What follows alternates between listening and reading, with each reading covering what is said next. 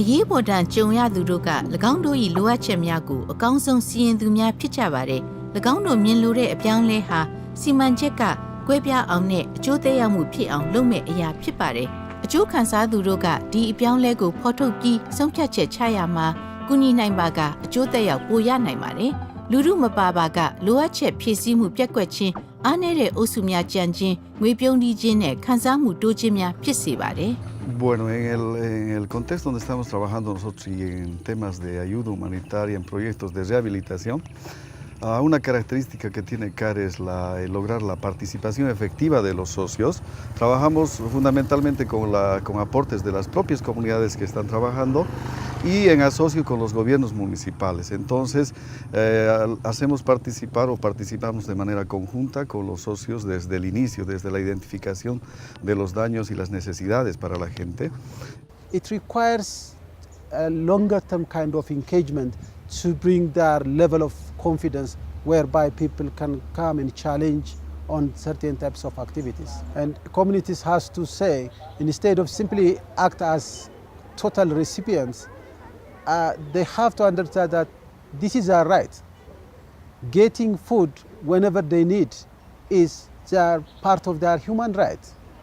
The right that they can claim to the government, the right they can claim to any actors. So that's why we should encourage people and let them know that this is their right. If they feel that that's their right, they should be, they'll be comfortable or confident enough to challenge you. We define effective as ensuring that we have a holistic sense of the needs within a certain context. Those aren't necessarily the needs that are defined by us. Those are the needs that are defined by a community because they have a greater sense of what their needs will be, not just today, but tomorrow often. And often we forget the tomorrow in an emergency because we're just looking at what we need to do today. And I think by having a conversation with the communities that we're working with allows us to think about the next steps. What are going to be the implications of the assistance we deliver today, tomorrow, next week, 3 months from now? Also meeting the needs of those members of the community that we might not traditionally consider, who are sometimes excluded in the case of emergencies, who have special needs, who are in the shadows, who are marginalized. And if we can get to those people, that's what I would consider effective. Well, I think it's really a process which always evolves. It's a very much learning and doing it, So every day you may have to change your,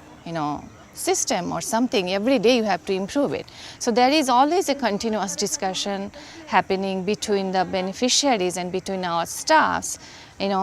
like whether this is working or not, whether they are feeling comfortable about the information that we are providing or whether they are able to provide their information to us. So it's a constant learning process, Bolivia မှာမကြာခဏဘေးကြုံတွေ့ရတတ်ပါတယ်။အရေးပေါ်ဆွမ်းအားမြင့်တင်မှုစီမံချက် NGO အဖွဲ့အစိုးရ agency များနဲ့ကုလသမဂ္ဂအဖွဲ့တို့ကတာဝန်ခံမှုနည်းဗျူဟာသင်တန်းနဲ့လိုအပ်ချက်ထုတ်ဖော်ရန်အတူလုပ်ကိုင်နေကြပါတယ်။ဒီညှိနှိုင်းမှုဟာတင်ယူမှုဖလှယ်ရေးနဲ့အတိုင်းဝိုင်းတွင်အစီအစဉ်များအပေါ်အလုံးစုံထိရောက်မှုတိုးတက်စေပါမယ်။ When the emergency happens, we set up emergency operations committee. We firstly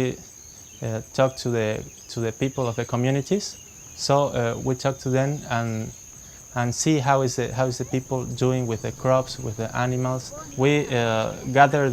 the demands from the people, and then we can hold a meeting and explain those demands to make things work properly for them. We actually go to the communities and inspect. For example, is the water supply right for them? If they need some medical assistance, medical care, so we go back to the city and arrange things to help them satisfy their demands. Porque creemos que si son las comunidades, si son los hombres y mujeres que habitan esa tierra tan vulnerable, los que deciden qué hacer en el futuro y cómo vivir mejor, creemos que de pronto la planificación o el plan va a ser de mucho mejor aprehensión para ellos. I see a change in the communities in terms of identifying their needs and prioritizing their needs. The challenge in the future is to actually generate capacities to articulate, to know the processes, because there's a lot of laws involved and the processes that they should follow when they're talking about demanding something from the authorities. So that will be a next step that goes to a more developing process than an emergency response.